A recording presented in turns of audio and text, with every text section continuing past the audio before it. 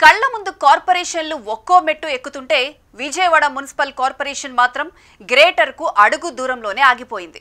కూతవేటు దూరంలో ఉన్న గుంటూరు సైతం రాకెట్ వేగంతో అభివృద్ధి పదంలో దూసుకుపోతుంటే విజయవాడ మాత్రం తనను పట్టించుకునే నాదుడే లేక మున్సిపల్ కార్పొరేషన్ హోదాతోనే సరిపెట్టుకున్న దుస్థితి. విద్య వైద్యానికి కేర్ ఆఫ్ గా ఉన్న విజయవాడ దేశంలోనే ప్రధాన నగరంగా ఎదగాల్సి ఉన్న పాలకుల నిర్లక్ష్యంతో ఓ సాధారణ నగరంగా మిగిలిపోతోంది. గత ప్రభుత్వం విజయవాడను ముక్కలు చేస్తే కూటమి ప్రభుత్వం ఇప్పటి వరకు ప్రకటనలకే పరిమితమైంది. అసలు ఇంతకు బెజవాడకు గ్రేటర్ హోదా దక్కేనా? తిరుపతి లాంటి ద్వితీయ శ్రేణి నగరాలకు సైతం గ్రేటర్ హోదా దక్కుతుంటే దశాబ్దాల క్రితమే మహానగర రూపురేఖలు సంతరించుకున్న విజయవాడకు ఎందుకు ఆ హోదా దక్కడం లేదు? సమస్య ఎక్కడుంది?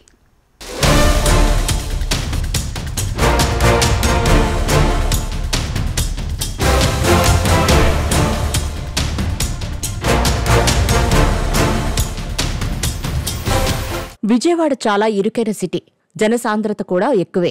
విజయవాడ చుట్టుపక్కలున్న ఏలూరు, గుంటూరు, నూజివీడు ఇలా సమీప పట్టణాలకు గ్యాప్ లేకుండా నగరం విస్తరించింది. అయినప్పటికీ వీఎంసీ పరిధి మాత్రం చాలా తక్కువ. దీంతో నగరానికి నిధుల విషయంలో అన్యాయం జరుగుతోంది. అదే విజయవాడకు గ్రేటర్ హోదా లభిస్తే కేంద్రం నుండి అనేక పథకాల పేరిట వేల కోట్ల రూపాయల నిధులు మంజూరవుతాయి. తద్వారా విజయవాడ అన్ని విధాలుగా అభివృద్ధి చెందే అవకాశం ఉన్నా పాలకులు మాత్రం ఆ వైపుగా దృష్టి సారించడం లేదు.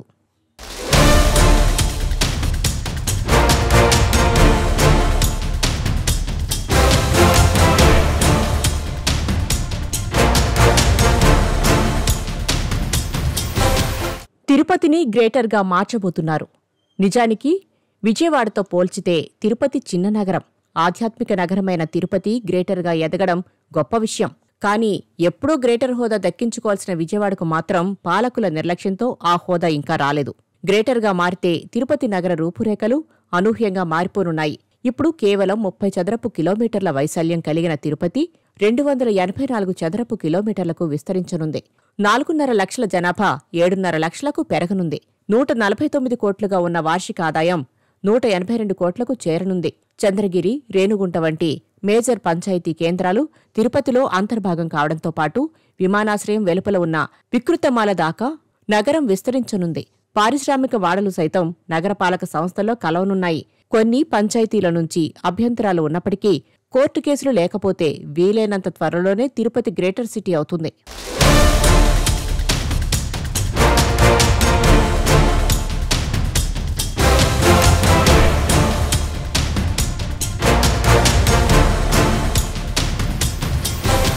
విజయవాడకు ఇంతవరకు గ్రేటర్ హోదా రావటం లేదు. భౌతికంగా నగరం అన్ని వైపులా విస్తరించినా ఆ ప్రాంతాలేవీ నగరపాలక సంస్థ పరిధిలో లేవు. శరవేగంగా నగరీకరణ చెంది అపార్ట్మెంట్లు, బహుళ అంతస్తులు భవనాలు, ఉన్నత విద్యా సంస్థలు, ఆసుపత్రులు ఇలా సకల సౌకర్యాలు సమకూరినా అవన్నీ పంచాయతీలే. ఈ గ్రామాలను నగరంలో విలీనం చేయాలని 20 ఏళ్ల క్రితమే ప్రయత్నాలు మొదలైనా ఇప్పటికీ అవి ఫలించలేదు. ఫలితంగా ఏ ప్రభుత్వం అధికారంలోకి వచ్చినా సరే విజయవాడకు గ్రేటర్ హోదా అందని ద్రాక్షగానే మిగిలిపోతోంది. వాస్తవానికి విజయవాడలో భాగంగా చుట్టుపక్కల ఉన్న 14 గ్రామాల్ని నగరపాలక సంస్థ పరిధిలోకి తేవాలని 2005లోనే తీర్మానించారు. తరువాత ఆ సంఖ్య 51కి చేరింది. ఆ తర్వాత మరింత పెరిగింది. కానీ విలీనం మాత్రం అసంపూర్ణంగానే మిగిలిపోయింది. విభజన తర్వాత ఆంధ్రప్రదేశ్లో రెండో పెద్ద నగరం విజయవాడ. నగరం చుట్టూ ఉన్న గ్రామాల్ని వీఎంసీ పరిధిలోకి తెస్తే ఇదో మహానగరం అయ్యేది. ఏపీలో అతిపెద్ద సిటీగా అవతరించి ఉండేది. గత, ప్రస్తుత ప్రభుత్వాలు ఆ విషయాన్ని మాత్రం పట్టించుకోలేదు. 2005లోనే విశాఖకు గ్రేటర్ హోదా లభిస్తే 20 ఏళ్లు గడిచినా విజయవాడకు ఆ భాగ్యం దక్కలేదు. వైసీపీ అధికారంలో ఉన్నప్పుడు విజయవాడను ముక్కలు చేసిందన్న ఆరోపణలు వినిపించాయి. కూటమి వచ్చి ఏడాదిన్నర గడిచినా ఇంకా ప్రకటనలు తప్ప గ్రేటర్ దిశగా అడుగులు పడలేదు. చంద్రబాబు 2014, 2019 మధ్య కూడా విజయవాడను గ్రేటర్ చేస్తామని చెప్పినా ఆ హామీని విస్మరించిన పరిస్థితి.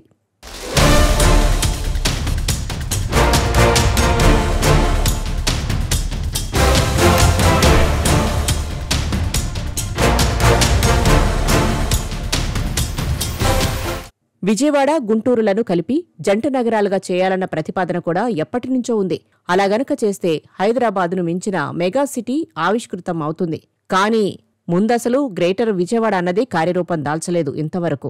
రాజధాని అమరావతికి ఇంకా నగర రూపురేఖలు ఏర్పడకపోవడంతో రాష్ట్ర ప్రభుత్వం ప్రత్యామ్నాయం ఆలోచిస్తున్నట్టు తెలుస్తోంది.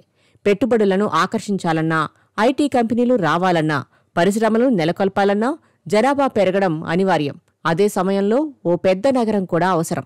ఈ నేపథ్యంలో గ్రేటర్ విజయవాడ తెరమీదకు వస్తుంది. గ్రేటర్ చేస్తామని ప్రభుత్వం చెబుతున్నా ఆ పనులు మాత్రం చాలా నత్తనడకన జరుగుతున్నాయని ఆరోపణలు వినిపిస్తున్నాయి. మొత్తం 75 గ్రామాల పంచాయతీల విలీనం ప్రతిపాదనను రాష్ట్ర ప్రభుత్వం సిద్ధం చేసింది. విజయవాడ మున్సిపల్ కార్పొరేషన్ను గ్రేటర్ సివిక్ బాడీగా అప్గ్రేడ్ చేయడానికి అధికారులు కసరత్తు ప్రారంభించారు. పరిసర ప్రాంతాల గ్రామ పంచాయతీలు, మున్సిపాలిటీలను విలీనం చేసి ఒక ఏకీకృత మెగాసిటీగా మార్చే ప్రణాళికను సిద్ధం చేశారు. సుమారు 75 గ్రామ పంచాయతీలను విజయవాడ మున్సిపల్ కార్పొరేషన్లో విలీనం చేసి గ్రేటర్ నగరంగా తీర్చిదిద్దే ప్రణాళిక అందులో ఉంది. 2017లో నగరపాలక మండలి 51 పంచాయతీల విలీనం ప్రతిపాదన చేయగా ఇప్పుడు ఆ జాబితాలో మరో 24 పంచాయతీలను చేర్చారు. దీంతో విజయవాడ ప్రస్తుత జనాభా 23.5 లక్షల నుంచి రెట్టింపు అవుతుందని, నగర పరిమాణం 5 రెట్లు పెరుగుతుందని అంచనా. ప్రభుత్వం ఈ ప్రతిపాదనను ఆమోదిస్తే విజయవాడ మున్సిపల్ కార్పొరేషన్ పరిధి ప్రస్తుతం ఉన్న 61.88 చదరపు కిలోమీటర్ల నుంచి దాదాపు 500 చదరపు కిలోమీటర్ల వరకు విస్తరించనుందని అంచనా.